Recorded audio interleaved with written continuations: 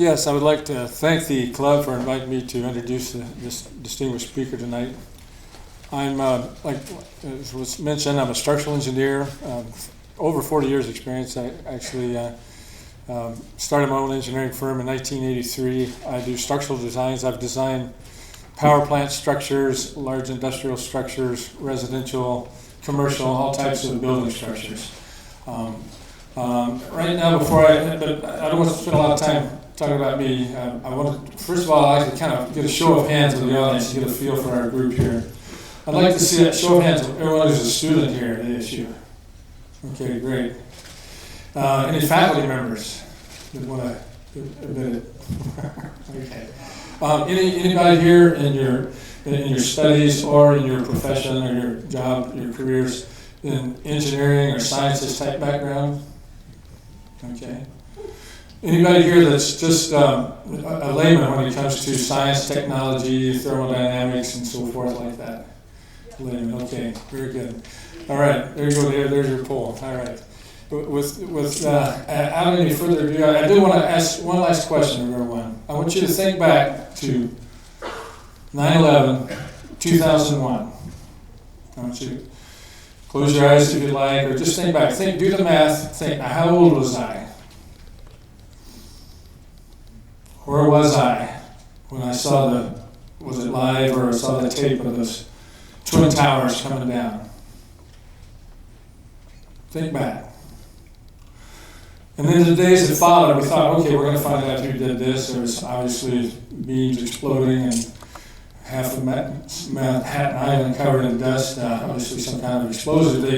They put explosives in, the terrorists put explosives in the World Trade Center before, and it didn't bring it down, but now they brought it down with explosive power. I mean, at least that's, as a structural engineer, that's what I was thinking.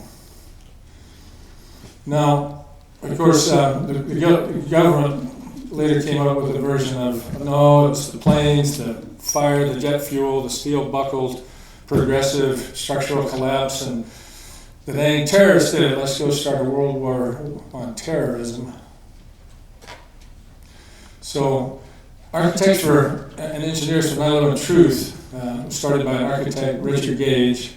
I met Richard about 4 years after the 9/11 event, and have been active somewhat ever since. I appreciate the club inviting me to introduce this distinguished speaker tonight, Mr. David Chandler. He's a former physics teacher, a bachelor's degree in physics, master's degree in science, and he's been very active in an outspoken voice for 9/11 Truth. He's a member of the scientists for 9/11 Truth. Let's hear it for David Chandler.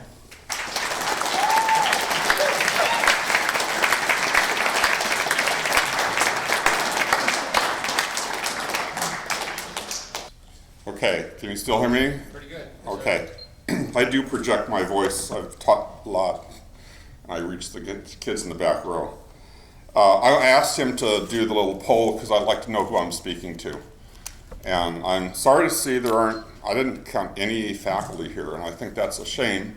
There is a general taboo in academia, in the media, in a lot of other areas to even consider this topic. It somehow taints you to associate with lunatics that get into this stuff. I mean, that's the attitude that's conveyed. So hopefully, this will be videotaped. That's important. And so if there's things that happen, we can. It's this many people here, but I'm really going to be speaking to a lot more people. Hopefully, I'll have this on the internet. And if you want to have your friends see this or your teachers, I recommend that this will be a resource. That's the idea. Okay. I prepared this talk for this event.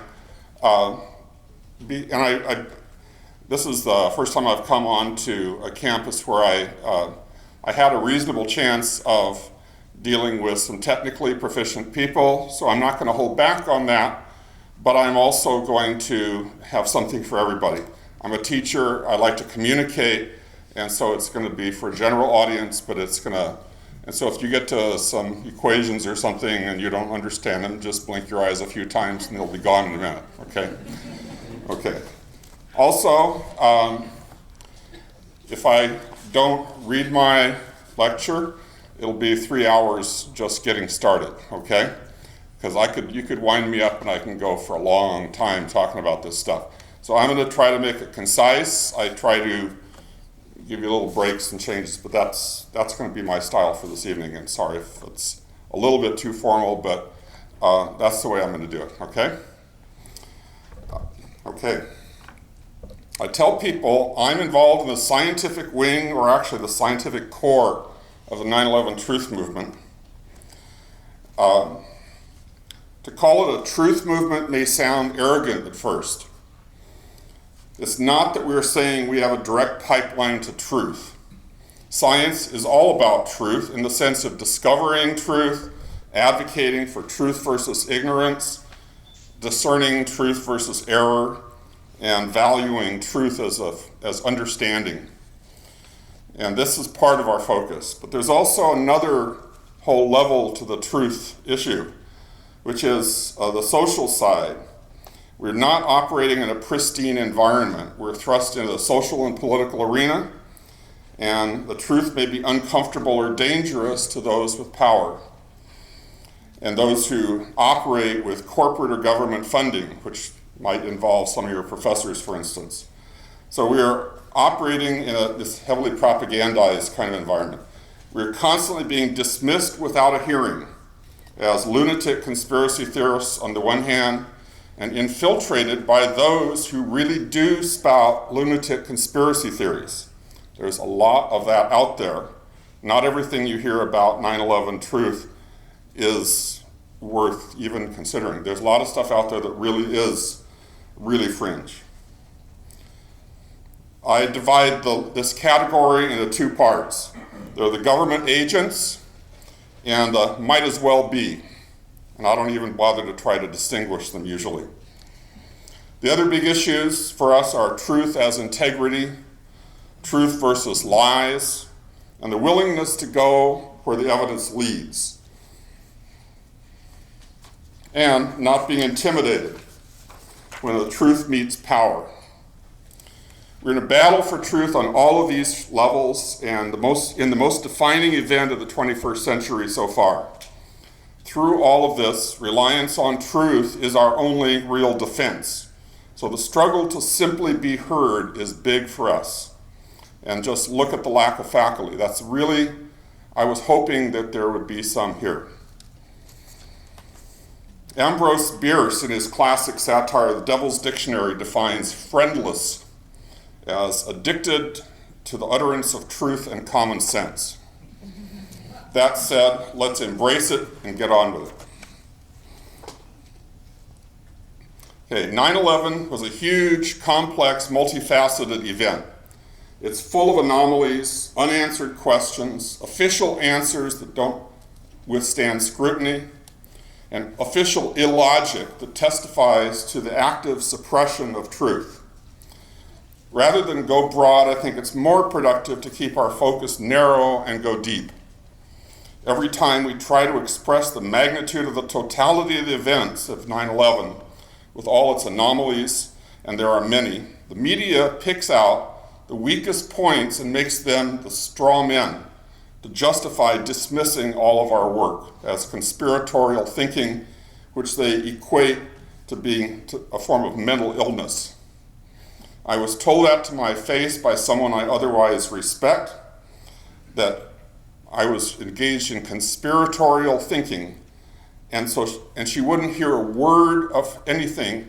I tried repeatedly to say, but would you just listen to what I am involved in? Nope, she would not do it. And this is very troubling to me. However, matters of fact cannot be decided on an a priori basis. You have to actually look at real evidence. My goal is to focus on just a few key pieces of evidence. Each of them is sufficient to demonstrate that the official narrative of 9/11 is false and the truth lies elsewhere. So my point is, I have three key trains of evidence here. Any one of them is sufficient to show that the official story is false. And I call this 3 plus 1.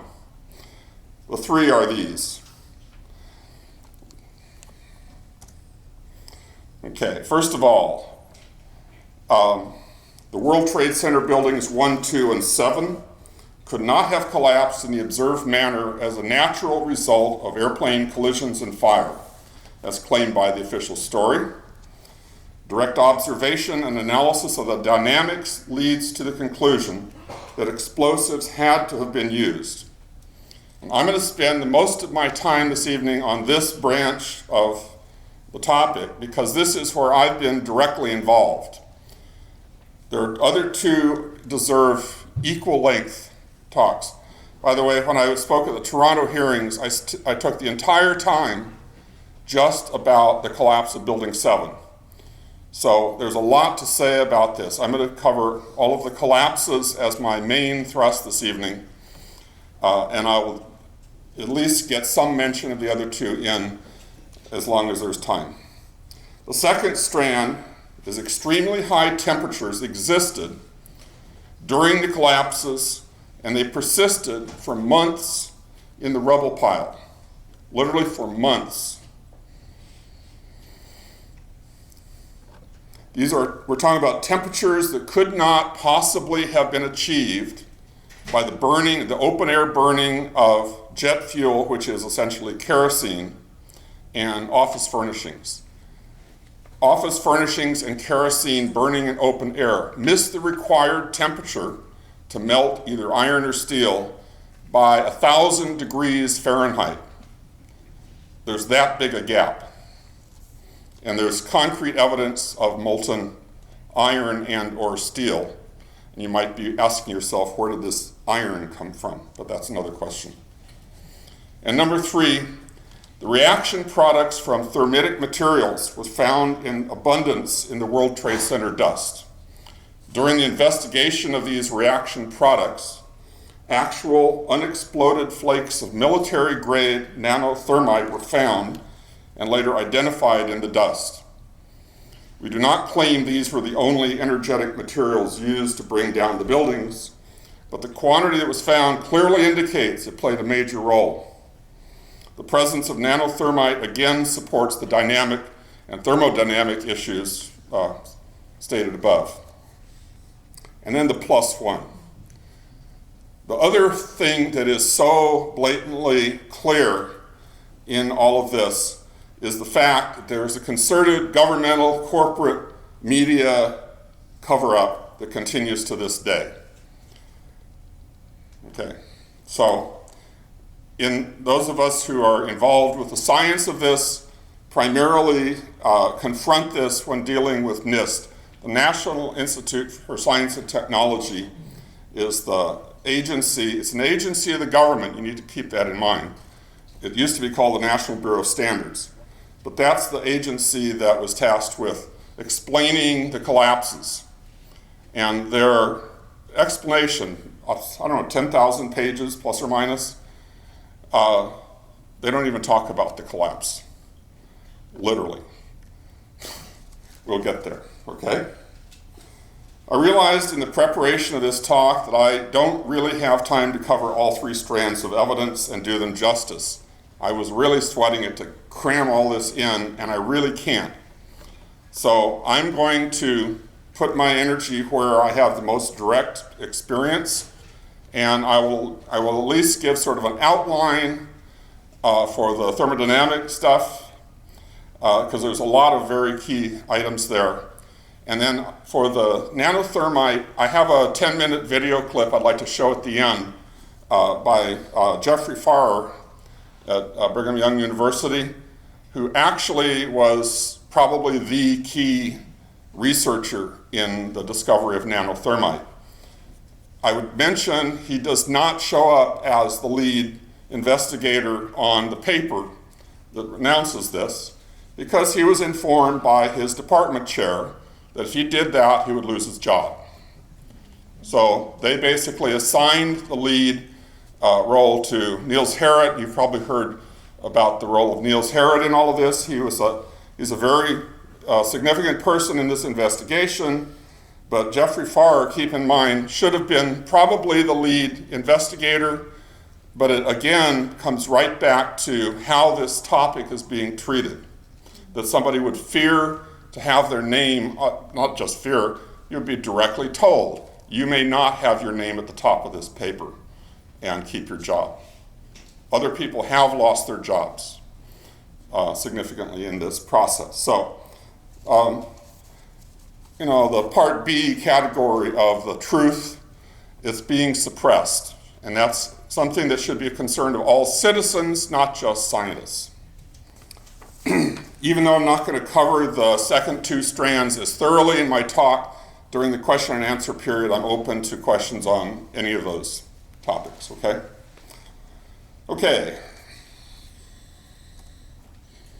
Let's start with, this is the North Tower, and I'm showing this first, a little montage here of views. I'm showing this first because this is the focus of a lot of the theoretical research in terms of how the towers fell. All three towers were distinctive in their modes of collapse. By the way, a traditional thing in giving 9/11 talks is, could I have a show of hands? How many know what I'm talking? How many do not know what I'm talking about when I say the third tower? Okay, there were three towers that day. Okay, I only see when I first started giving these talks.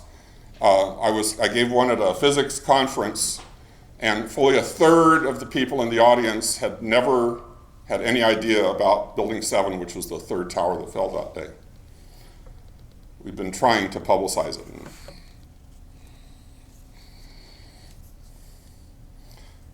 See how much you can see. There's a lot to be seen here. I'm just letting it roll, and I could spend the entire evening on this montage.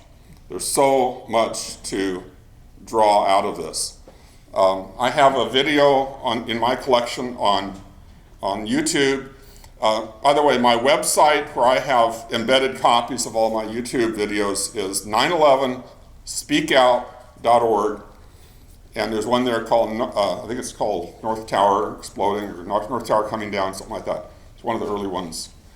It has more hits than any of the others, but it's like, it just does an infinite loop of this scene and tries to draw out of it how much is going on there.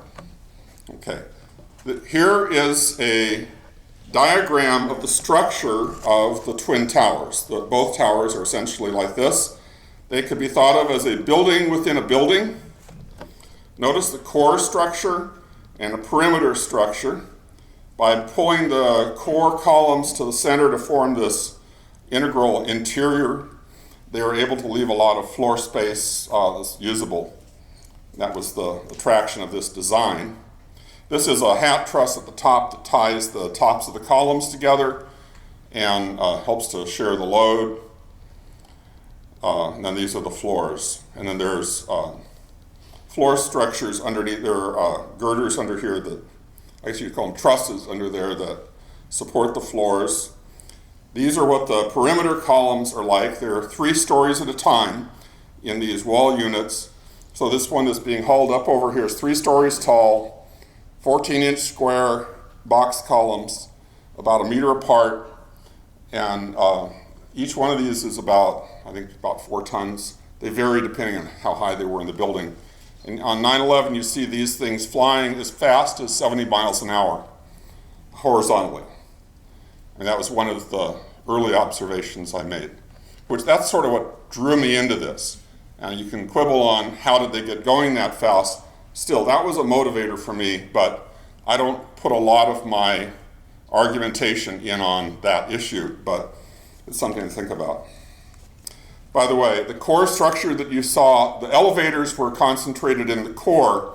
One of the questions you frequently hear from people is, if this was done with explosives, how did they sneak all those explosives into the building? It would have taken a lot of them. And Niels Harrit's standard response to that is, on how did they get the explosives in? On pallets. If you basically put on a uniform that says you're with Ace Elevator, and you have inside connections that get you through security, you're invisible. And once you have access to the elevator columns, you have access to all of the interior columns. There's other ways to get access to some of the key points in the perimeter columns as well. And there was, by the way, a huge elevator renovation project going on in the 9 months leading up to 9/11 by a company that no longer exists called Ace Elevator. And one wonders what they're really doing. Okay, I don't know. Okay, this is, by the way, a diagram of the trusses. I'd like to point out that not only are there these are the floor trusses. Not only are these would bridge from the perimeter columns into the core columns, all right? But notice there's also cross trusses there that go the other direction. Those were left out in the NOVA program explaining the towers falling, and that these were so flimsy they could one by one fall off of the walls. But it can't. It's a two-dimensionally constructed structure. You can't just have individual floor girders, or what do you call it? Floor trusses falling off like that. Okay. I'm just going to pick up where I left off here. It says, if you saw the NOVA program early on that purported to explain the collapses, you saw cartoon animations like this. You saw cartoon animations that purported to explain the collapses of the towers. Okay, and I mentioned about the core trusses. They literally used the phrase that those were like freestanding columns. It shows them swaying back and forth. Rather, this is what it really looked like. That core structure had members like that. This is not little spaghetti strands that are going up the center of the building. This is a very substantial core structure. It would stand on its own. So one of the problems with pancaking floors that the NOVA program advocated is, okay, let all the floors collapse, you're still going to have that core structure standing there. So that doesn't work. Blueprints for the buildings were not publicly available. And a lot of the early work of groups like Architects and Engineers for 9/11 Truth, and all of us really, we were puzzling out what did these buildings really consist of. Little by little, there were leaks, and AE and 9/11 Truth published them on their website. So we eventually got blueprints of various elements of the building, and we sort of started to realize what a substantial building we're dealing with. The first of the investigations was done by FEMA. It was a very cursory, poorly funded, very brief investigation. They did some okay work based on the little bit that they had to go on, and there's some key elements to the FEMA project that actually scratched the surface of some truth. It was not incorporated into the NIST investigation. We'll come back to some examples of that later. Okay, getting to the NIST investigation, it is a building and fire safety investigation. In fact, what's up here is right out of the introduction to the big NIST document that was released. And it was a building and fire safety investigation. And it actually had this thing here. It says, use in legal proceedings. No part of any report resulting from a NIST investigation may be used in a suit or action for damages arising out of any matter mentioned in such report. This is not CSI. Why did they put this kind of an investigation in the hands of an agency that was explicitly disempowered from following the leads and assigning blame or anything like that? It's somebody that doesn't want that kind of an investigation. It was very severely constrained, and NIST interpreted their mandate even more tightly than you could see that it was going to incorporate the collapse of the towers, but they said that their mandate was to explain how the towers got to the point of initiation. Okay, and I'm going to come back to that in a second here. Okay, that NOVA program.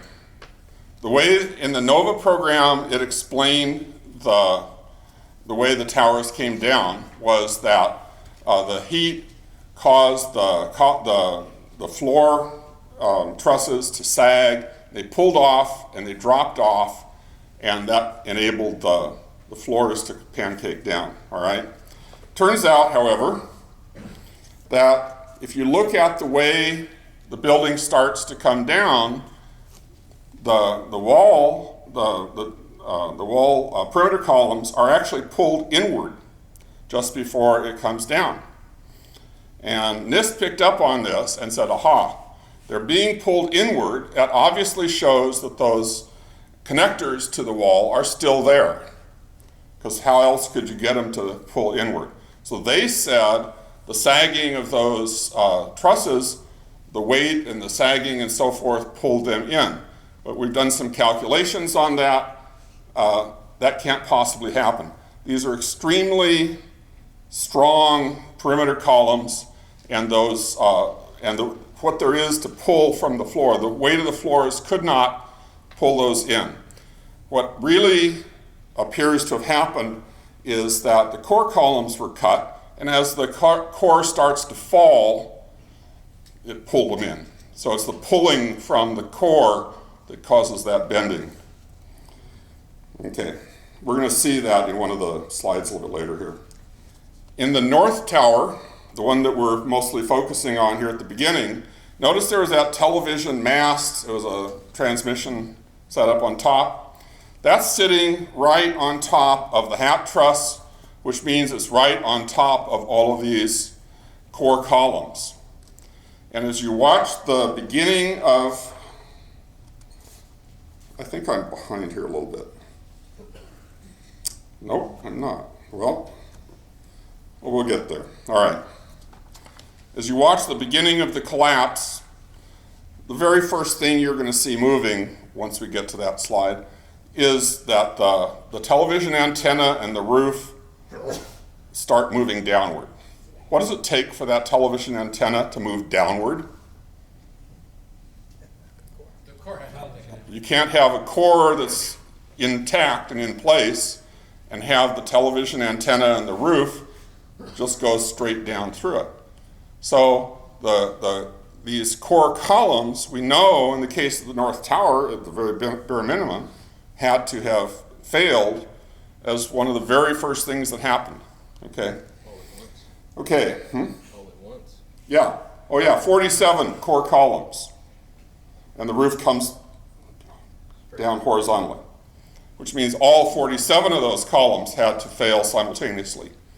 So that's another little tidbit there.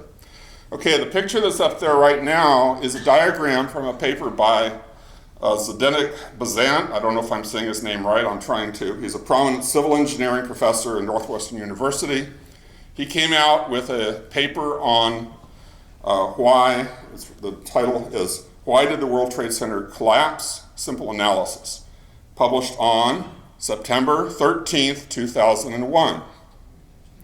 That's 2 days after the event. Okay.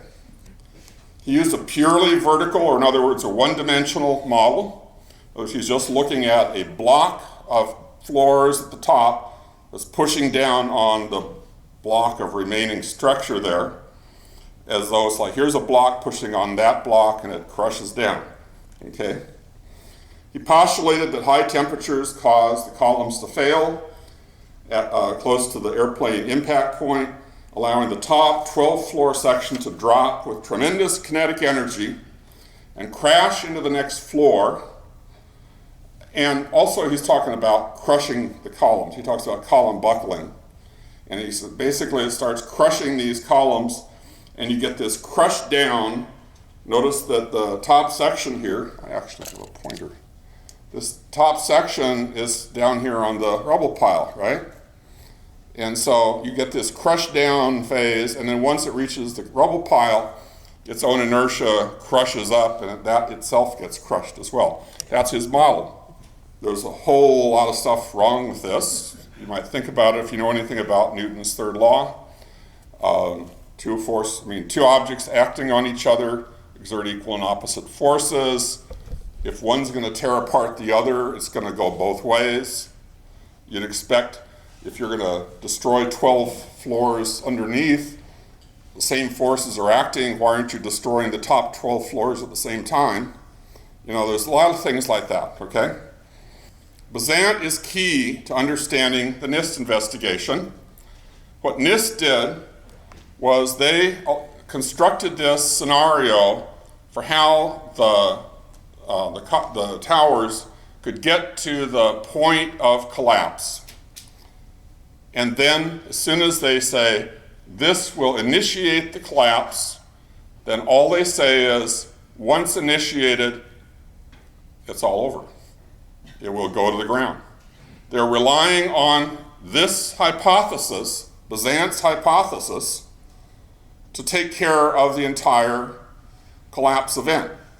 So if you think about it, Besant has this thing he published. It has not been tested. It has not been validated against observations and data, anything. And NIST adopted it as though it's established truth and uses this to justify everything after that. As soon as you can get a collapse to initiate, then it will, global collapse will ensue. That's NIST's formula for taking care of its mandate, okay?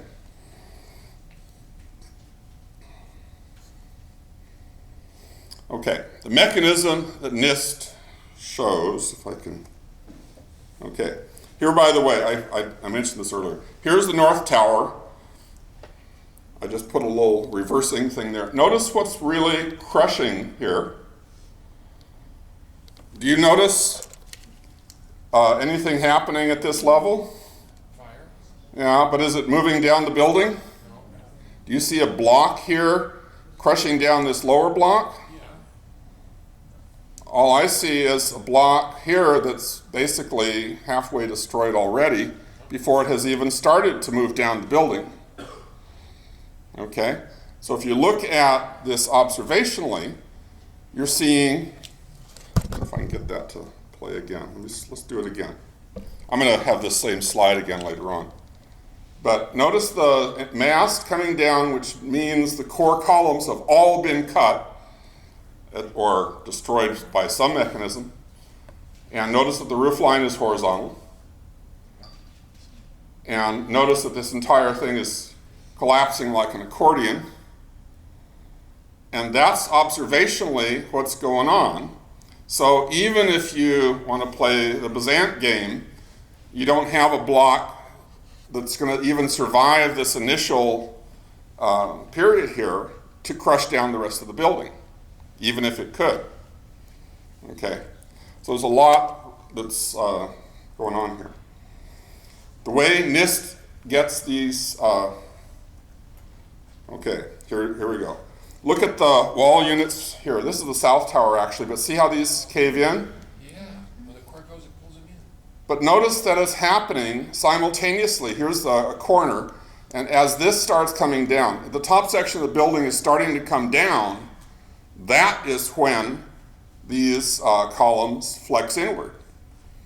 So you can't necessarily say that the flexing of these and the sagging of the floors had anything to do with destabilizing the core. It's much more probable and much more dynamically feasible that it's the downward motion of the building once the core is cut, as it starts to come down, that it's pulling in those walls. So that's the kind of flimsy reasoning NIST is using. And it basically says, well, if you have these floors sagging enough to pull those wall units in, it's very hot in there. And somehow that heat caused those columns to fail. And it's a lot of hand waving. There is no evidence of temperatures due to the natural kinds of non-assisted temperature sources that would get those columns to fail.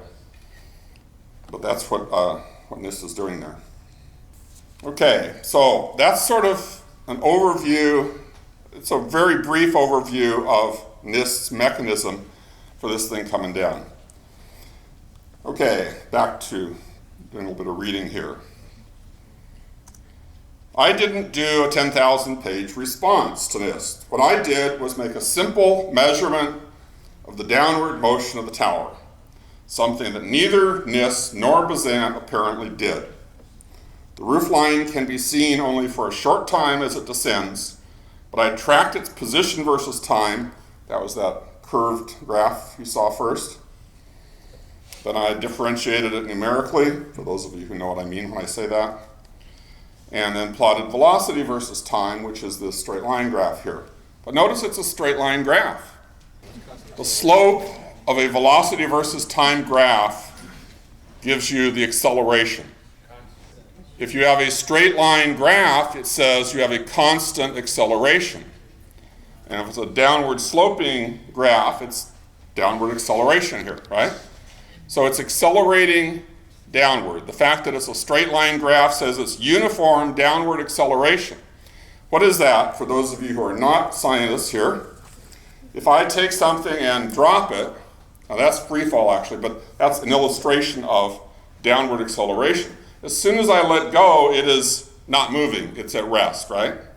The instant I let go, I started off at rest, but then gravity causes it to speed up, and speed up some more, and speed up some more, and speed up some more, right? So what I'm getting is a constantly increasing speed so far, all right?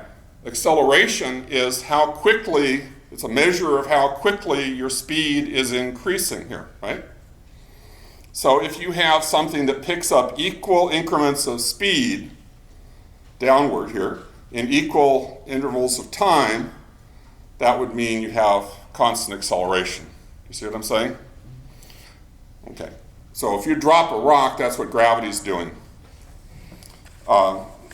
If you drop a rock, gravity does that at a particular acceleration, and that's called free fall. You can have other accelerations if there's resistance, for instance. But in this case, what we're observing from the downward motion of the North Tower is that the roof line and mass are coming down, in fact, as long as they're visible until they hit the general debris cloud, they are coming down with constant acceleration. Okay, that's going to be interestingly significant. It's not free fall. This is not free fall. It's about 64% of free fall. So if we're free fall, it would increase by 9.8 meters per second each second, or 32 point something feet per second each second.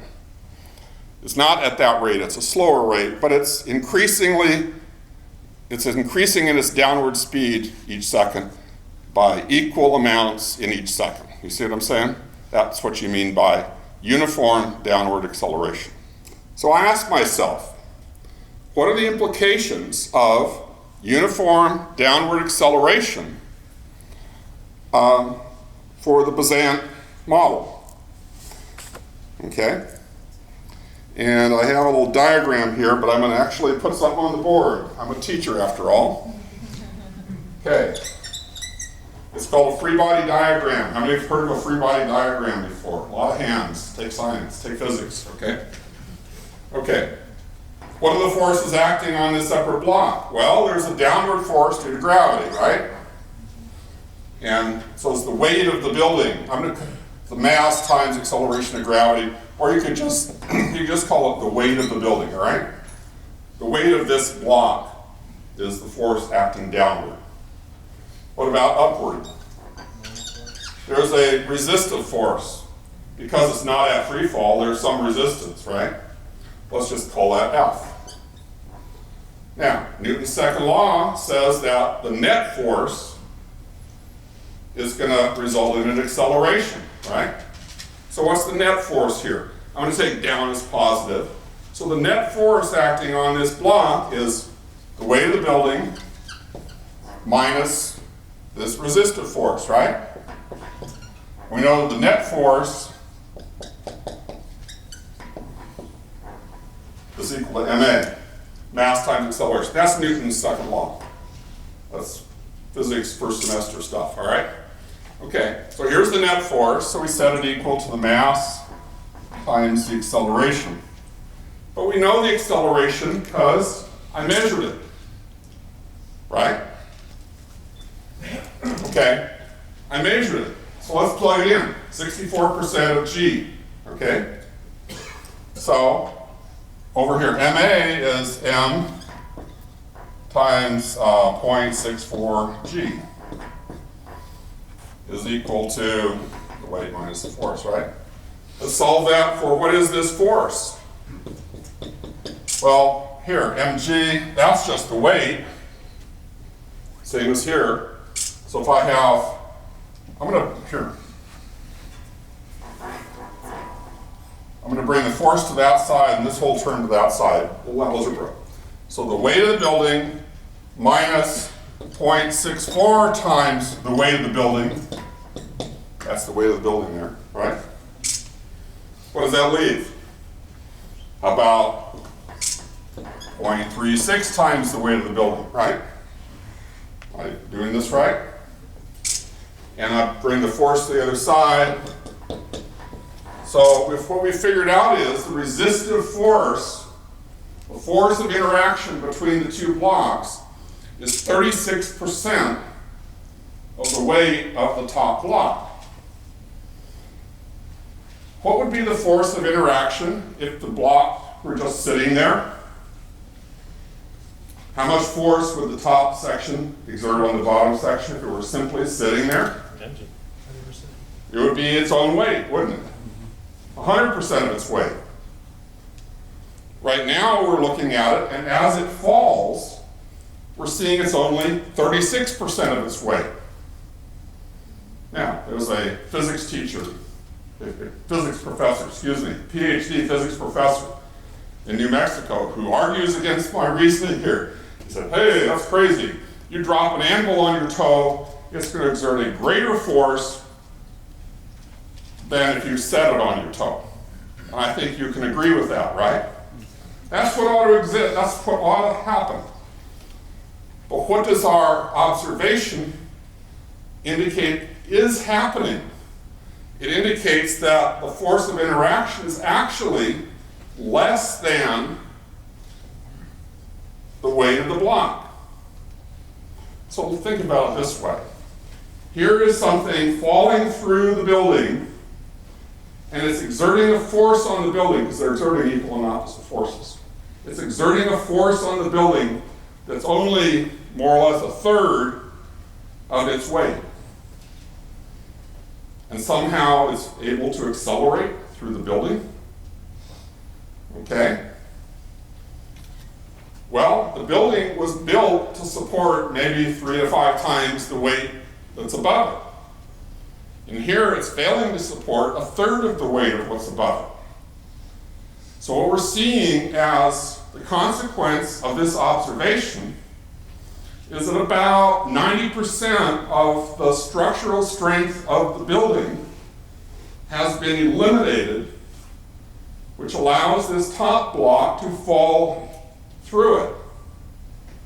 And that could not possibly have been eliminated by the top block crushing it, because the force of interaction is only a third of the weight of the top block. Are you getting my point? So what we're really seeing is evidence that something other than crushing is actually going on, which enables it to behave in the way that it's observed. So in this case, you're not dropping an anvil on your toe. Okay? If I put my hand out there and I drop an anvil, and I allow my hand to just move out of the way as the anvil pushes on it, it's not going to maybe hurt my hand. I slap against my hand, but it's not going to be this big external weight. In other words, the building is falling out from under this block as fast as the block's falling onto it, you see? There's another example. If you take a hammer and drive a nail into a block of wood, when you hit the hammer on the nail, there's this excess force, isn't there? That's what drives the nail. It's a bigger force than if you simply set the hammerhead on the nail. That's just the weight of the hammerhead, right? When you let it come down like this, you have an excess force that is generated.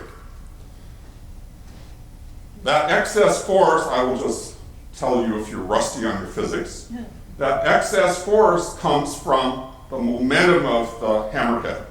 Momentum can be converted into a force. It's called the PDT for those who remember seeing something like that in your textbooks, all right? Okay, the rate of change of momentum can generate this force. And so you can trade in your momentum chips and get forces out, all right? You didn't think you were going to get a physics lesson tonight, really? Okay. Are you with me? Yeah. Okay. What does it take to cash in your momentum and get a force? You have to give up some of your momentum, don't you? Do we see this falling block giving up any momentum? No. We see it increasing its momentum. It's speeding up as it falls. It's gaining speed as it falls. It's accelerating as it falls through the bottom section of the building. Therefore, it is not giving up momentum. Therefore, it is not generating that excess force that could do crushing or anything else, okay? Got the picture? Doesn't work. Now, done with that. See if I can find my place here. A picture to keep in mind. If you're driving a nail into a block of wood, what do? You come down hard on the nail. The hammer drives the nail pushes up on the hammer, which slows down the hammer until it comes to rest. At which point you pick the hammer up and you hit it again. Perhaps a bunch of times, right? So in driving a nail into a block of wood, you have to repeatedly lift it and do it again, because each time it hits, it has to cash in some of its momentum to generate the force needed to drive the nail. Now, how could you drive a nail without decelerating the hammer? Well, why not put the nail into a piece of styrofoam, and then as you come down, it goes whap, goes all the way at one time, never slows down the hammerhead, it goes right in, doesn't it? Styrofoam will not resist sufficiently to slow the hammerhead down to a stop. Therefore, you can drive it, and the hammerhead can even accelerate as it's going down, no problem. What we're seeing when we look at the data is the North Tower acted like a piece of styrofoam that we're driving the nail into. The top section of the building pushed down through the bottom section of the building as though it were made of styrofoam. In other words, it was pre-pulverized, allowing the top section to simply fall through it with very minimal resistance.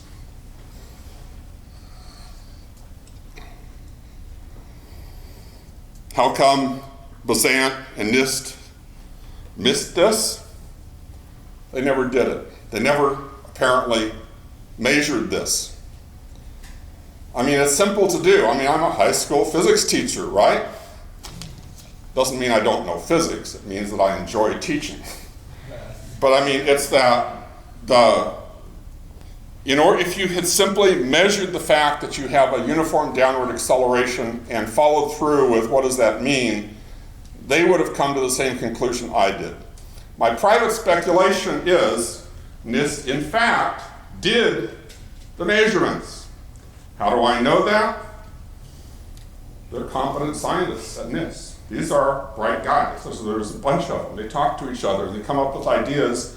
And this is what happens in real scientific collaboration is, well, try this. And they're going to do stuff like measure the motion of the building is one of the pieces to get a handle on what's going on. But whoops, it's leading somewhere they don't want to go. So it doesn't show up in the report. That's my speculation. based on pretty clear indication of what would happen in scientific collaboration, you would do all the right things and figure out what's going on, okay? What we've seen is this simple observation that the top of the building is accelerating downward through the lower section of the building has the implication that the building is being demolished. And we see the rapid onset because the tower is first and all that. We figure all the core columns have been cut, all of them, all 47 of them. It sure looks like explosives were used. Now, if you have some indication that explosives were used, that would lead you then to look for evidence. Do we see evidence of explosives? Because of the fact our our analysis is pointing in that direction, you would think that you would follow up and actually look for it, right? So let's look for it. I'm not sure how many slides behind I am. Oh, here's another one of those. Okay, let's look for it. Now, look what's happening here. I want you to pay attention right in here. See what's happening? I'm going to start this one again. Let's back up. With the mouse too. Okay. Look right in here. You see what's happening? You see that up here is where the nominal collapse plane is, if that's what's happening. But way down here below, you see stuff blowing continuously, a wave with a massive outward flow of material, far below the point where the nominal collapse is occurring. You can see it if you look for it. And then if you look for it, and then you don't rationalize it away. But once you recognize that it's to be expected in the analysis, then you look at it and you see that it is actually there. That becomes a very reasonable interpretation of what you're seeing. People who don't want to see that happening, of course, will rationalize it away. I missed what's going on here. Oh, look at that. Look at all that stuff coming out. You see that? All through here. I'm going to do this one again. Here, I'm going to start from scratch. And okay, so first you have this wave. Now see all these up here, these little puffy point ejections? The common explanation, squibs they call them. The common explanation for those, there's pressure built up on those floors and you're seeing air pressure pushing this out. But notice this massive wave of destruction of the walls. You've opened up all these walls. How do you get a piston to build up tremendous pressure in a building where you've already blown out the walls? It's an open environment in there. It's not anything where you can compress the air like that. So that doesn't make sense. There's a lot of stuff that doesn't make sense. So up in here, we're seeing what clearly must be explosions. And then down here is this lower one we saw from that other angle. Okay? And here's up close. And it's there to be seen if you look for it. And not just one or two. The big difference between Bazant's simplified block model and direct observation is there is no evidence that the top block even survived past the first few seconds. Looks like the top block was the first thing to be demolished. If we were not preconditioned to censor our direct perceptions, it would appear both from analysis and observation that we were witnessing a demolition, not a crush down. I have a paper spelling all this out in the Journal of 9/11 Studies. I think it's called North Tower and Fundamental Physics or something like that. I have, by the way, all of these papers, everything I'm going to mention tonight, I have links to them from my website, 911speakout.org. Go there and do a lot of browsing. Okay. There's an earlier paper also in the Journal of 9/11 Studies by Graham McQueen and Tony Zambotti Tony Zambodi is an incredible mechanical engineer back in New Jersey. I've had the pleasure of working with him on some of this stuff. And they did an earlier paper that was from a more intuitive starting point, but it's equally valid, and they come to the same conclusion. And they call it, where's the jolt?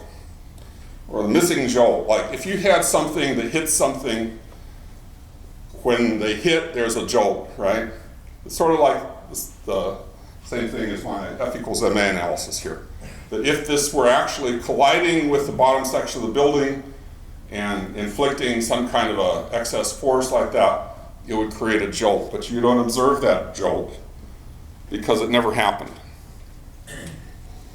By not talking about the details of the collapse, this was my speculation, the reason they didn't want to even talk about it was they're trying to not lie in the sense of perjury.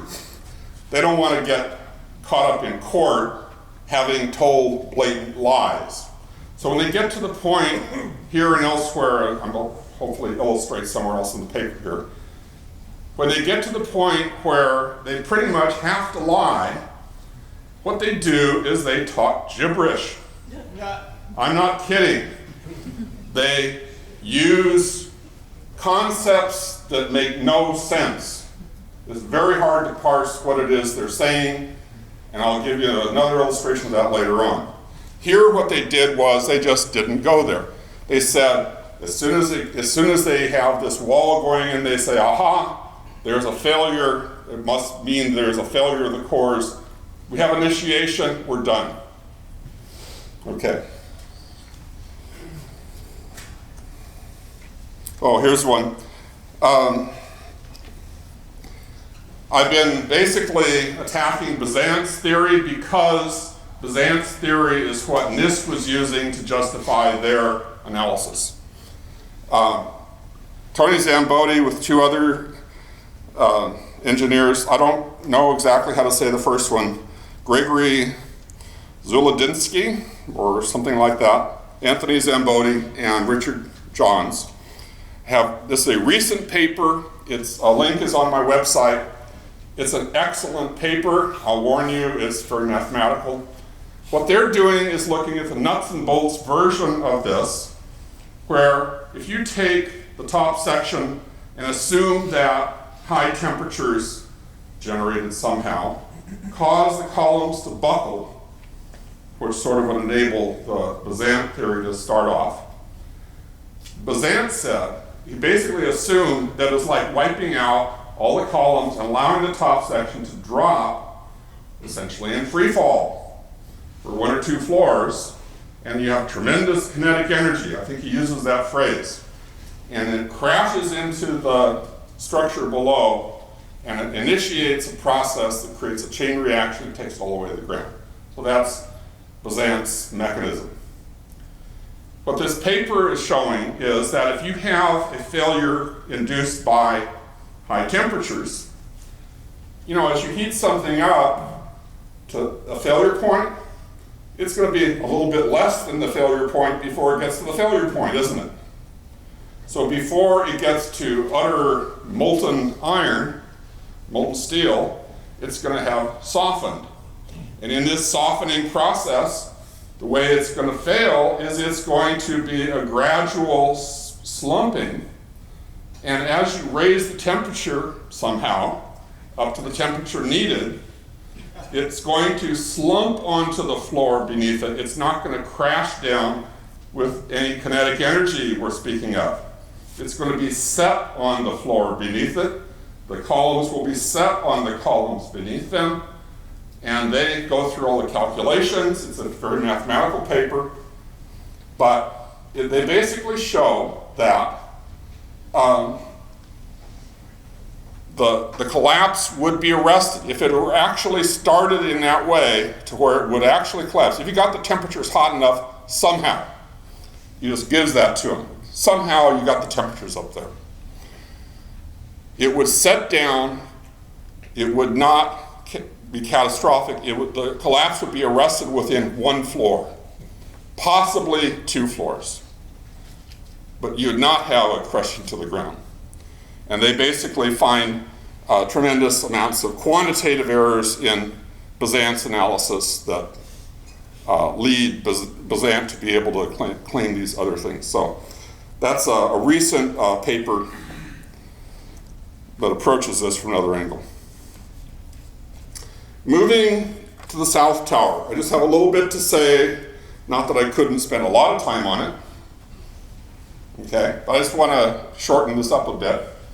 The South Tower, something quite different happened. The top section, first it was hit lower, so it was a bigger top section. The top section of the building literally tumbled off. It fell off. So where's the pile driver crushing it down? It fell off. But guess what? The bottom section of the building comes crumbling down anyway. So you see the bottom section being destroyed just as rapidly as the North Tower, despite the fact that there's nothing driving it, even plausibly, because it falls off. Okay? Oh, by the way, there's molten something falling out of the building. Did you notice that? Yeah. You know what NIST says that is? Right. That's about where the plane was, so it's molten aluminum. Right. What does molten aluminum look like? It looks silvery. Why does it look silvery? It has high albedo, it doesn't form black, it doesn't really come close to black body radiation because it's the reflectivity. Plus it has a lower temperature. It's not going to get up to that color temperature of the yellowish, reddish kind of thing that you're seeing there. This is characteristic of temperatures of molten steel. It's not characteristic of temperatures of molten aluminum. And you can't get aluminum in open air to look like that. So there you go. Oh, here's the South Tower. Look at that. Nothing driving it. There's no pile driver on top. It's gone, but look how it's coming down anyway. Okay? Does this sound like lunatic conspiracy theory to you? This does not feel like I'm being a lunatic. It feels like I'm looking at what's there, I'm doing my own analysis, I'm asking my own questions, and it looks pretty blatant. I want to say a little something. A lot of people have a very strong bias to believe the official story because they're patriotic Americans. They believe that the United States is essentially good. There are evil forces in the world. Come on, please. There are evil forces in the world, but we're not one of them. Okay. I have my own, everybody has their own life experience. I was preconditioned in this because back in the 1980s, I was involved with a church that helped refugees from Central America. It's called the Sanctuary Movement. I know it was active here in Arizona. And I was in Southern California. We helped a few Salvadoran families. One of them, we got asylum in Canada because we weren't taking these refugees because we were supporting the dictator that was dropping bombs on their villages. So it would be hypocritical to do that and turn around and allow them asylum. So it was like an underground railroad was described, all right? So I was involved with that, but I heard all of these first-hand accounts for what it was like being on the receiving end of U.S. foreign policy, okay? And it really had an effect on me because it didn't seem like we were living up to the America that as a Boy Scout, I was an Eagle Scout, and I was brought up in a conservative Republican family. And we were not living up to the kind of country that I thought we were and that I wanted us to be. So I became involved in those issues because I wanted to make this the kind of place that I could be proud of. Okay? As I'm sure we all want to be proud of what we do collectively as a country. And when we failed to do that, I felt like I need to play my role. So when 9/11 happened, it was not a big jump for me to open my eyes. The very first thing I thought was, well, the chickens have come home to roost.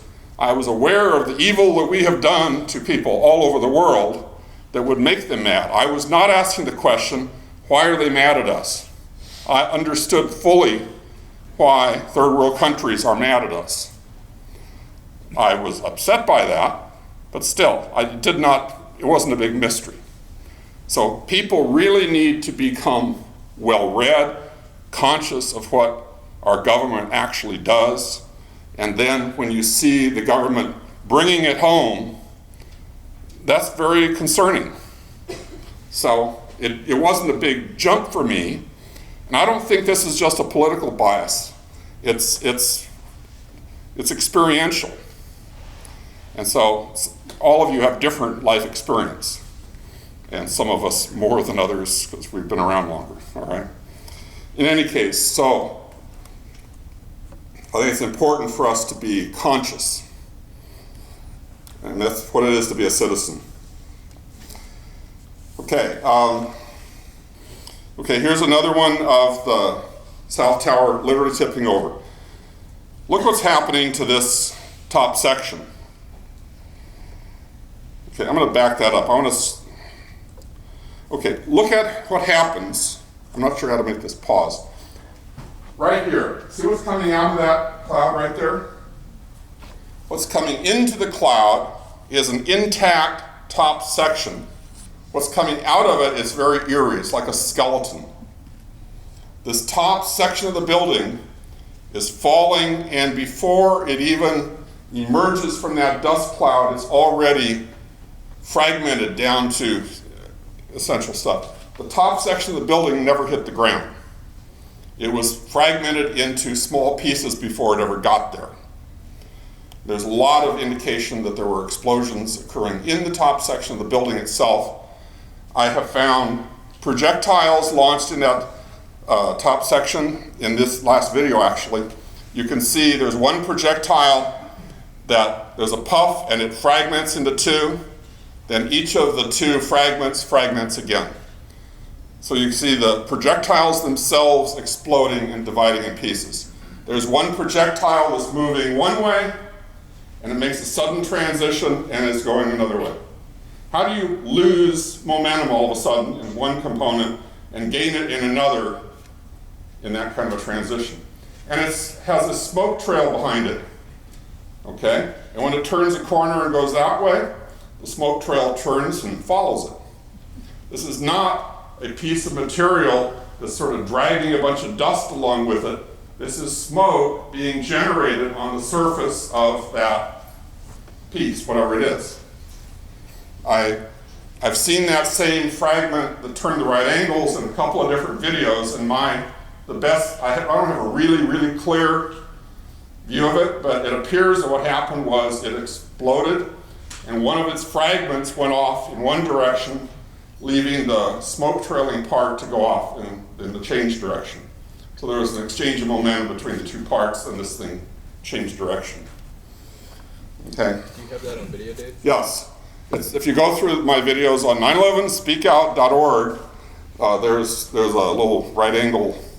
I call it a little angle rocket. Is what I call it because it's bzz, bzz, you can see it.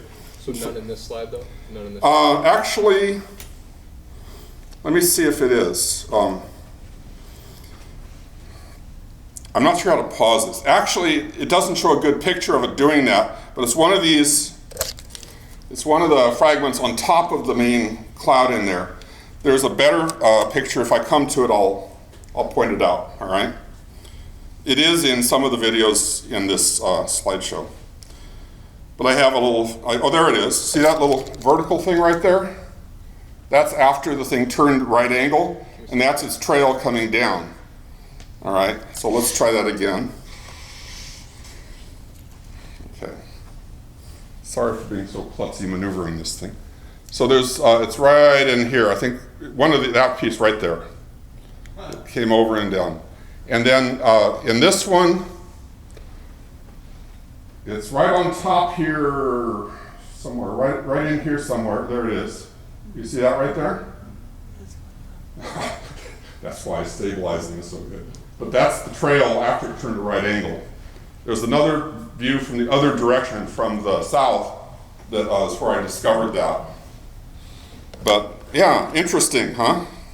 Okay, I just have pointed out just a few tidbits on South Tower. There's a whole lot of interesting stuff to be seen in the South Tower, tip over and what's going on in the debris cloud and all that.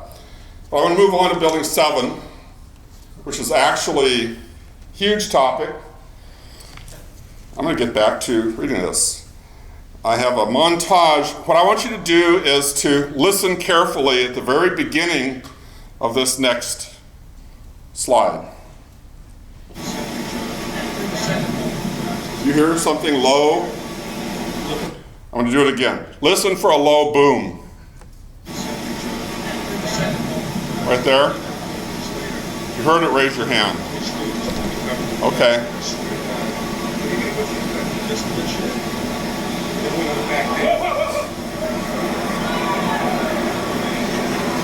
Is there anyone in here for whom that's the first time you saw Building 7 come down? 1, 2, 3, 4, 5, 6, 7, 8. No, you're. Oh, this is a sound picture. Here's the boom. Over here, there's a circle. Low frequency. Videotape of the collapse itself. Now we go to video. Dan Rather. This building.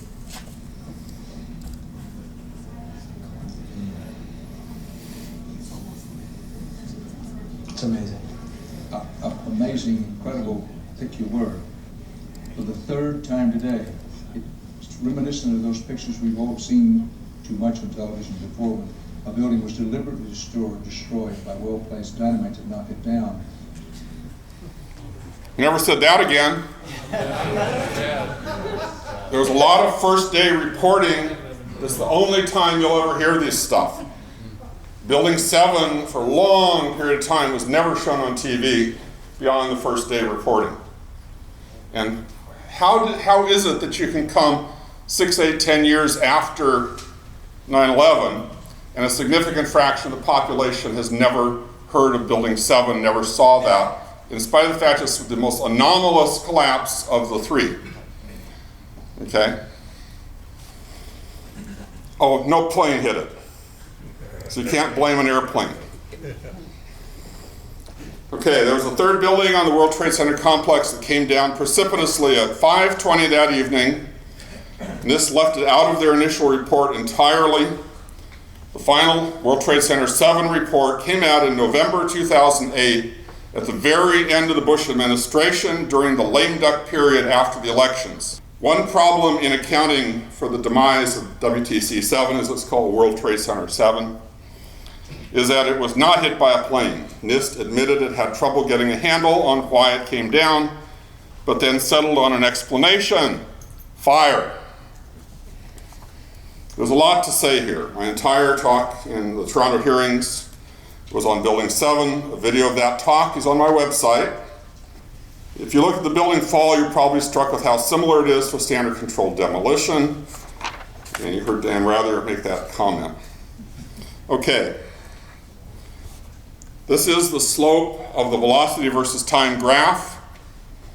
And notice in this case, the slope, which is right here, 9.885, pretty darn close. In fact, it's a hair over acceleration of gravity. It's not significantly over. I don't claim it's over. I say it's indistinguishable from the acceleration of gravity. There's always a little bit of noise because of scattered data. It's within 1%. It's on the high side. It's not like it's almost acceleration of gravity. It's clearly the acceleration of gravity plus or minus a very tiny amount. Okay, Building 7 is repeating the North Tower situation in spades. The North Tower, you had a constant acceleration downward. Here you have a constant downward acceleration, which also happens to be at that particular amount, which means, what it really means is it is so easy to understand. You don't need equations like this to explain it to anybody. All you have to say is, that's free fall. Free fall means the fall is free, it's unimpeded. There can be no resistance. 0 is a pretty clean number. Okay? How do you get 0 resistance in a building whose fall is with a level roof line? It means all of the columns had to have been cut within a small fraction of a second across the entire extent of this building. Now, I want to point out something. This is the building as seen from West Street. Here we're looking up at the building, and notice it appears to be a little buckling, but if I take a more distant camera that's level with the roof line, it looks level, doesn't it? What does it tell you about that buckling or that bend in the roof line if it shows when you're looking up at it, but it doesn't show when you're looking level at it? It means what you're seeing is not something dipping down, it's something that's folding like that. All right? So, in other words, the motion of the building was that it folded laterally. So it wasn't starting to fall, it was just, it had been compromised. And the first motion was to cave in a little bit laterally before it started down. When it started down, it all started down at once. You understand the point? The reason I'm making that point is, when NIST did their measurement, they used the other picture where they're looking up at the roof line, and they take the very start of that bending. They show the first pixel where it was previously building and now it's sky, right? As the thing is going like that. And they take that to be the start of downward motion. So they start their stopwatch. And watch this.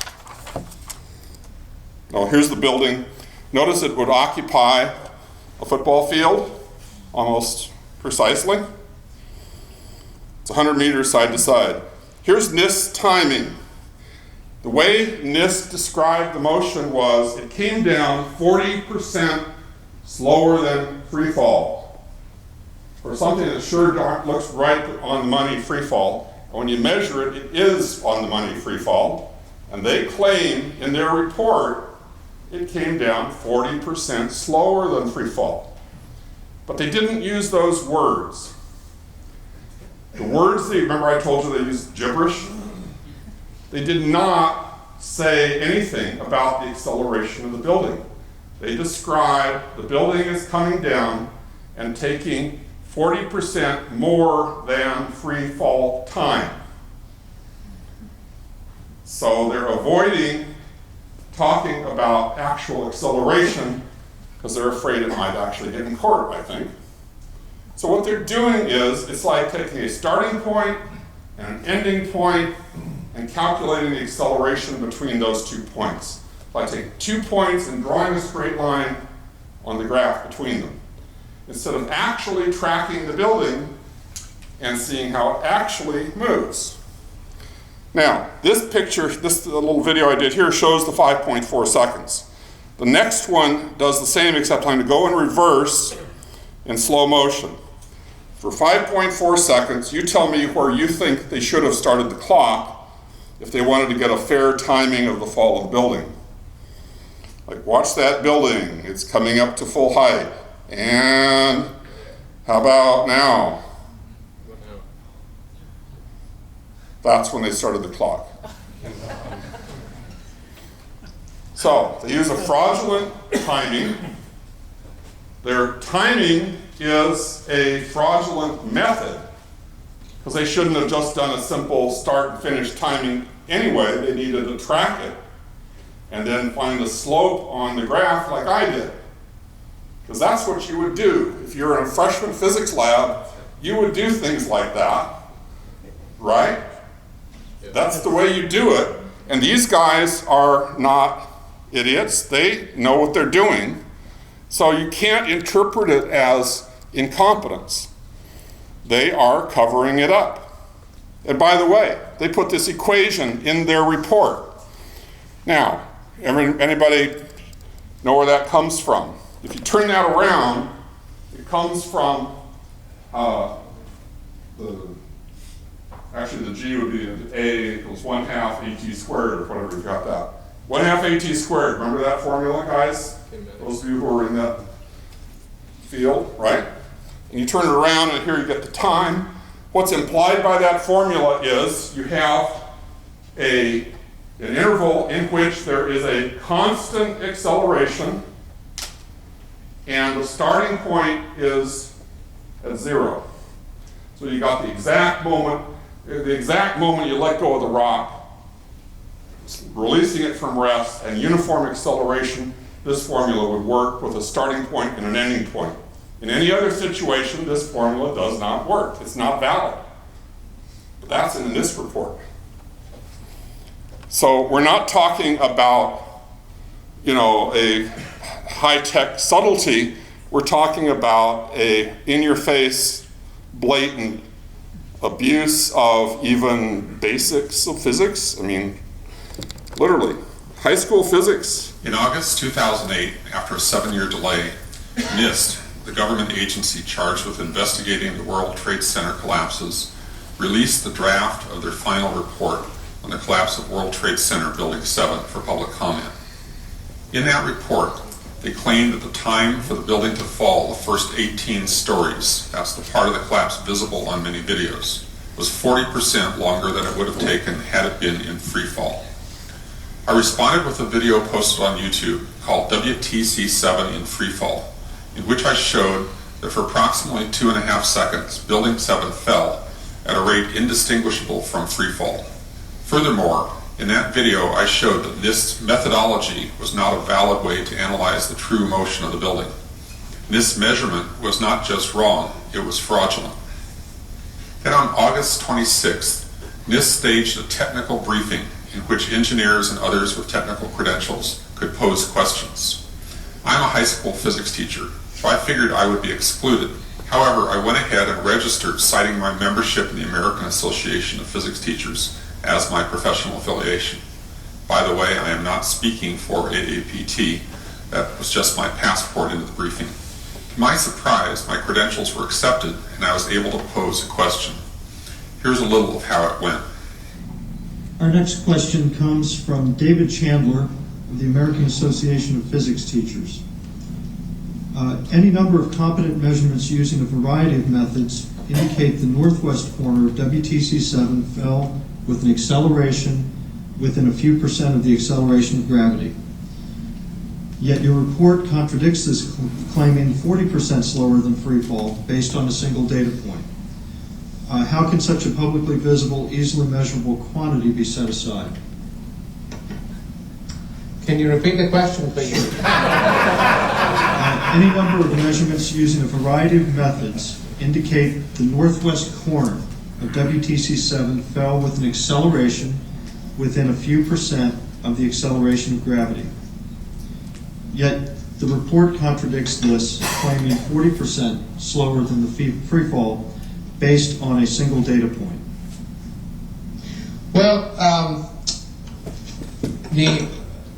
first of all, gravity is the loading function that applies to the structure, applies to everybody, all bodies on this particular on this planet, not just in ground zero. Whoa, I'm used to responses like that on a physics exam when a student hasn't even bothered to open a book. This is NIST speaking, so let's continue. The analysis showed there's a difference in time between a free fall time. A free fall time would be an object that has no structural components below it. And if you look at the analysis of the video, it shows that the time it takes for the 17 for the roof line of the video to collapse down the 17 floors that you can actually see in the video, below which you can't see anything in the video, is about 3.9 seconds. what the analysis shows, and the structural analysis shows, and the collapse analysis shows, that same time that it took for the structural model to come down from the roof line all the way for those 17 floors to disappear is 5.4 seconds. It's about 1.5 seconds, or roughly 40% more time for that free fall to happen. And that is not at all unusual, because there was structural resistance that was provided in this particular case. And you had a sequence of structural failures that had to take place, and everything was not instantaneous. Buried in all that verbiage, what Dr. Sundar is saying is, free fall for the 18 stories under consideration would have taken 3.9 seconds. However, their computer model simulating collapse required 5.4 seconds. The slower collapse time was to be expected, since there was structure supporting the building as it fell, slowing the fall, that there was a progression of failures that had to take place, and that these were not instantaneous. All of this makes sense as long as you don't look at the evidence. The evidence shows that free fall actually occurred, but since their computer modeling could not come up with a scenario that would allow for free fall, they had to declare free fall out of bounds and try to cover up the evidence. The problem is, unlike the columns and girders buried deep inside the building, the motion of the building is right out in plain view. Since their model predicted 5.4 seconds for the 18-story collapse, they dutifully conjured up a 5.4 second measurement to match. They had to stretch themselves to do it, but they did it. They found the disappearance time. Then they went out of their way to pick an artificially early start time, exactly 5.4 seconds earlier. This they compared with free fall time. Okay, I cut this here because this was my part of this thing. Stephen Jones then asked a question, and his was even simpler. There was a typo. It's not really a typo, it's a conceptual typo. They said constant speed, they meant constant acceleration. And so here's that. This next question comes from Dr. Stephen Jones. NIST discusses the fall time for WTC-7 on page 40 of the summary report, where it's stated, assuming that the descent speed was approximately constant. However, observations by others of the descent speed show that the building is accelerating rather than being at constant speed. So the question is, why did NIST assume that the descent speed was approximately constant? Stephen Jones was calling attention to the obviously erroneous claim on page 40 of the draft report that stated that the building descended at constant speed. I'm sure constant speed was a simple misstatement. The correct response should have been, whoops, we'll fix that. But no, here's how they handled that question. Force of gravity obviously is the acceleration of gravity is what's at the driving force, and our calculation was based on the amount of time from the top of the parapet to fall till it disappeared from view between the two buildings seen in the video. That time was established from the video by a single frame search of the time, so that was down to 1/30th of a second, and then we did the same thing for when the top of the parapet disappeared. We found that that time to be 5.4 seconds. I didn't hear a whoops in there, did you? This is John Gross, one of the lead engineers for the NIST report on the collapse of the Twin Towers. He has a PhD in structural engineering from Cornell University. He taught engineering at the University of Colorado in Boulder. He has a long resume on top of that. Don't you think he probably knows the difference between speed and acceleration? Don't you think he could explain it with perfect clarity if he wasn't so preoccupied trying to cover his tracks? Don't you find it interesting that the 5.4 seconds he measured for the collapse time just happens to exactly match the theoretical prediction of their model? That kind of precision is incredibly rare when modeling real-world events. Incredible is the right word. It's not credible. This measurement has all the characteristics of what we call dry labbing. manipulating the data to fit a predetermined outcome. It's an ethics violation in science on a par with plagiarism. Any engineers engaging in this kind of sleight of hand should lose their licenses. The larger implication, of course, is dry labbing in this kind of investigation would constitute a criminal cover-up. After another round of quibbling, someone had to step in and bail out poor John. Can you clarify that? I think it's something that we need to clarify and correct in the final version of the report. Okay. That was August. This is November. The final version of the NIST WTC-7 report just came out. And guess what? We have a revised analysis of the building collapse rate. Constant speed is out. Constant acceleration is out. Instead, we have 3 phases of collapse, with a whopping 2.25 seconds of absolute freefall. The irrelevant 5.4 seconds is still defended in the wording, but it plays no apparent role other than CYA for John Gross and Associates. So freefall is hereby official dogma. How are they going to handle all the ramifications of that inconvenient fact? Read on. It says, the 3 stages of collapse progression described above are consistent with the results of the global collapse analysis discussed in Chapter 12 of NIST's NC Star 1-9. That's it. Freefall went from an impossibility that required backflips and logic to obfuscate, to a simple fact to be measured, then declared consistent with their fire-induced collapse hypothesis. Apparently, they have now decided that freefall is okay as long as it is seen as a part of a longer stretch of time that covers the required 5.4 seconds. In other words, they dropped the bullying tactic of blowing smoke to obscure the facts and adopted an alternate bullying tactic, cover it with a lie and walk away. However, NIST cannot walk away from freefall. Now that NIST has certified freefall as fact, take a look at the implications. Which we're not going to do right now. There's 3 parts to this video. If you watch it on the website, let's see, it is a bit over time. Okay, I don't have time to cover the temperature stuff, but I do want to show you something here. This is just illustrating the fact that the temperature is achievable by the materials that NIST allows to burn in the buildings. It's about 1,000 degrees less than what you need to melt steel. We've already seen one example of molten steel.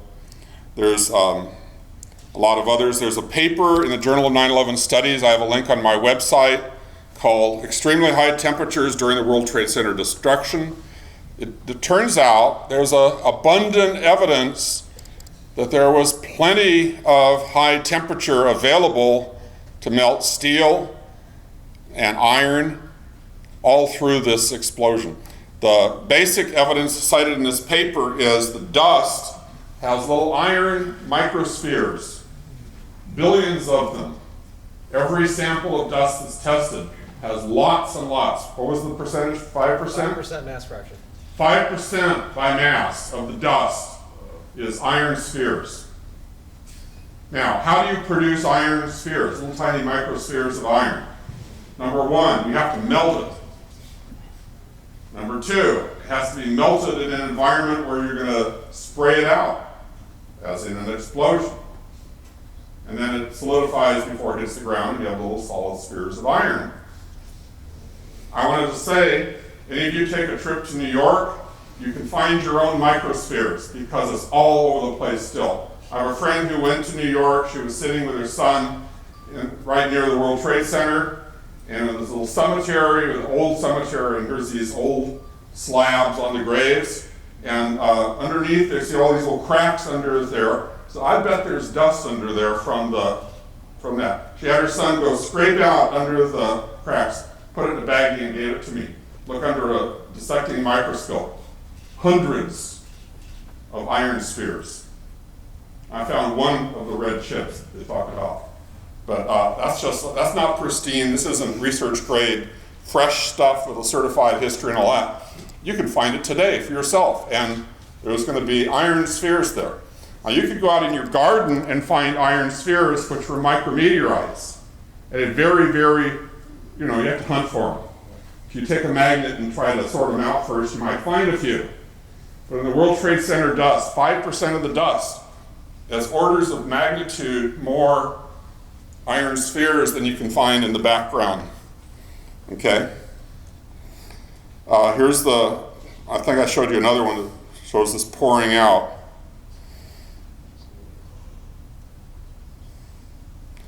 Nate Flock here on...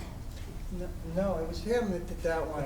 Oh, you did that one? Yeah. Okay, well Nate's been rectifying a lot of these. Here's two, stand up guys. Everything you see of mine on the internet, these guys are in the background. Yeah, I'm the video guy. So, he's the video guy. You go to, is it Xenomorph? No, he's under his real name now. He goes under his real name now, Nathan Flach. FLACH. Incredible collection. He's our archivist. Anytime I want a video to work on, I say, hey Nate, I saw this video somewhere, it was real fuzzy, but it had this little feature. There's this little spire in this place right over in here. It's in my inbox within a couple hours. He's got them all, and he knows what's on the videotapes. He's incredible. Okay, anyway, I wanted you to see this.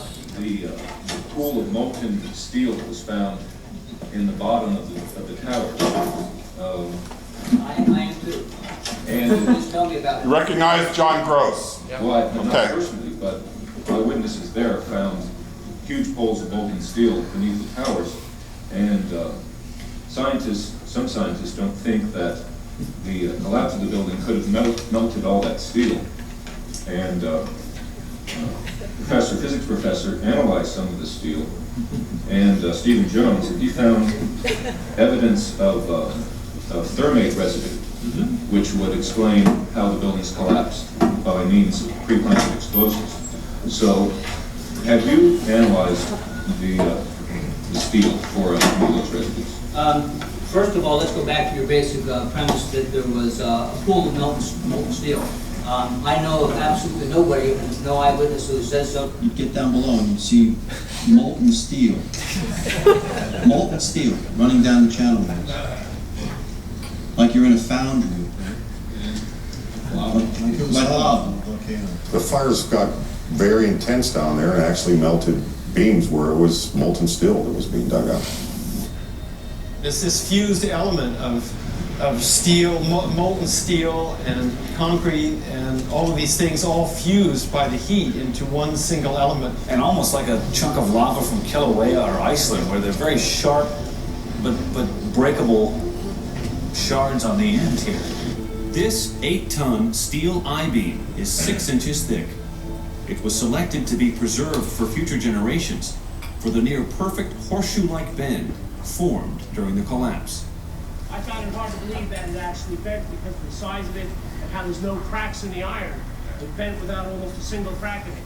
It takes thousands of degrees to bend steel like this. Typically you'd have buckling and tearing on the tension side, but there's no buckling at all. You saw steel, some of the thickest steel I've ever seen, bent like a pretzel. And you just couldn't imagine the force that took. The grapplers were pulling stuff out, big sections of iron that were literally on fire on the other end. They would hit the air and burst into flames, which was pretty spooky to see. There was even a point where we were creating an air pocket by moving the steel, fueling the fires underground, to ignite cars and cars would just blow up. But, you know, these underground fires were just like the fires of hell. This is how it's been since day one. Oh, it's unbelievable. And this is 6 weeks later, almost 6 weeks later. 6 weeks later. Closer to the center of this, it gets hotter and hotter. It's probably 1,500 degrees. We've had some small windows into what we thought was the core at some point, and it looked like an oven, you know, it was just roaring inside. It was just a bright reddish orange color. See that stuff he's pulling out? Don't touch it. We're gonna hold off on the water. See the stuff he's pulling out? Yeah. It's red hot. If we hit it too much steam, you won't be able to see what he's doing. Great. You see how this debris is still smoking? That's from the fires that are still burning. 8 weeks later, we still got fires burning.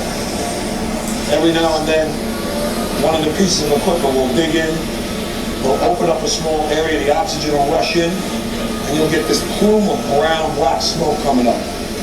That's because that fire just got more oxygen.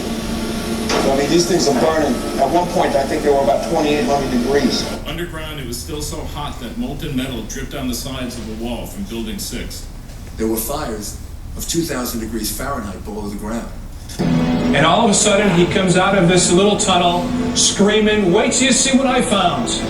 And he pulls in ministers and officials, and there, this cross is fully extended, melted together with the intense heat. The two beams were never initially part of the same structure. Heat literally melted them together. And the piece of metal that's draped over was molten metal that had literally fallen over one of the arms.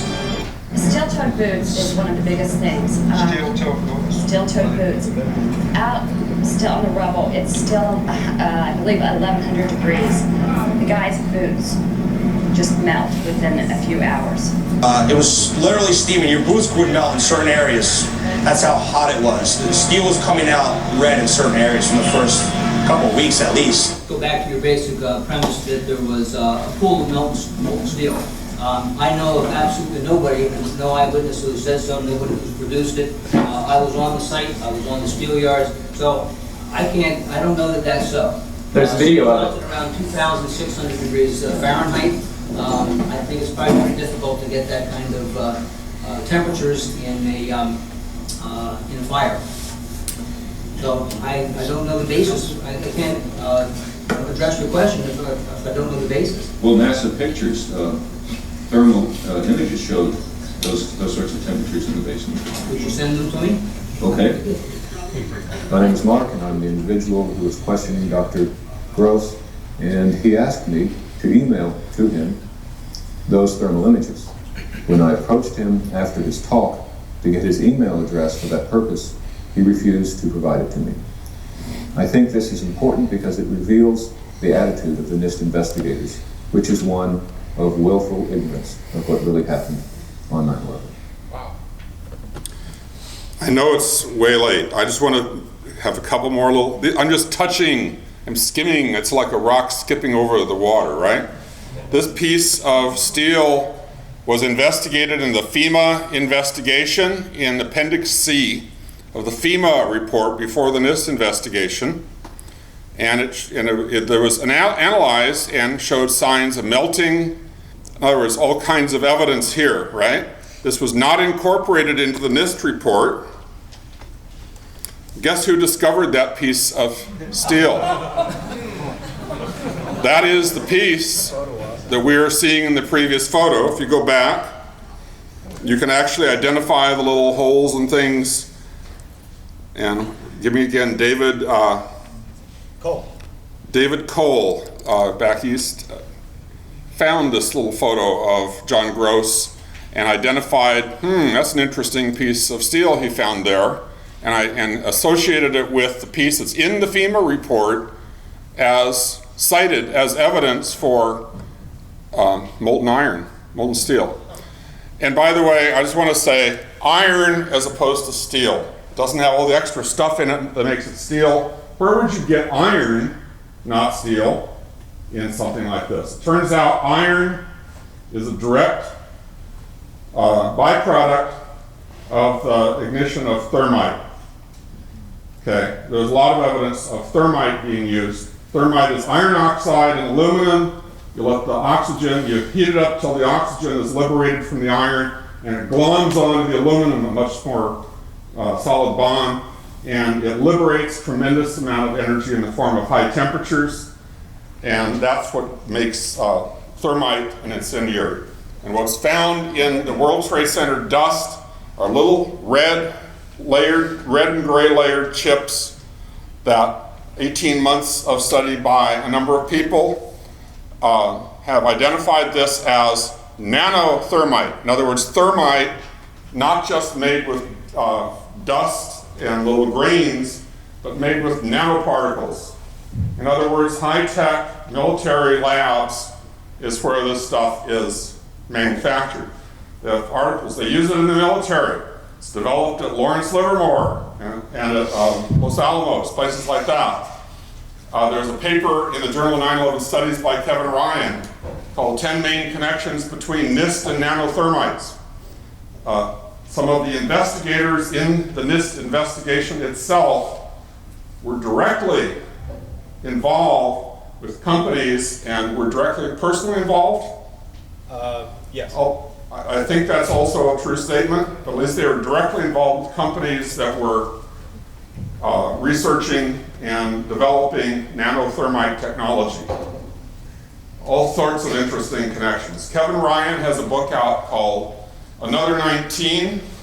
Look it up, it's very good. It's saying if you want to find 19 people to blame for this, don't look for Arabs. Here's a list of 19 people you should be looking at. And he traces all the corporate connections of what he considers the 19 of the most likely people involved. Doesn't mean only a few people like that were involved. This is a product of an amalgamation of the military-industrial complex with a government administration that basically gives them carte blanche.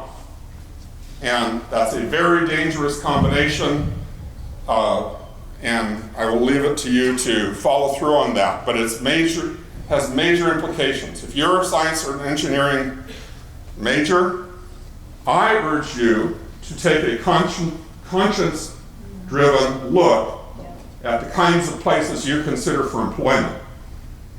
Because there are places out there that I wouldn't want to work at, and I would hope that you wouldn't want to work at.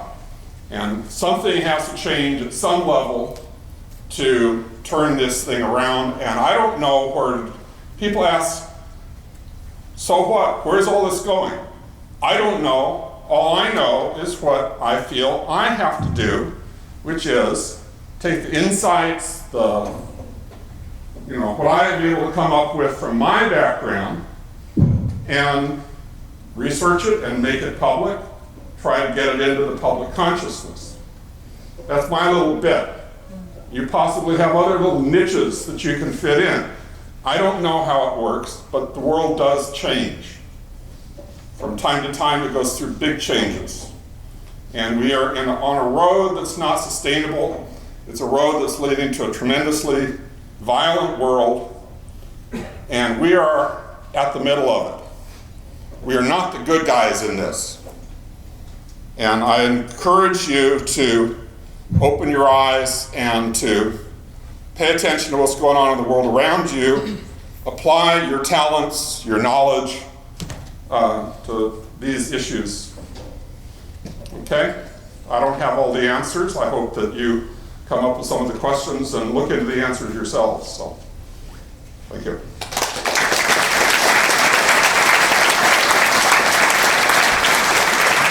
All right. Well, thank you everybody for coming.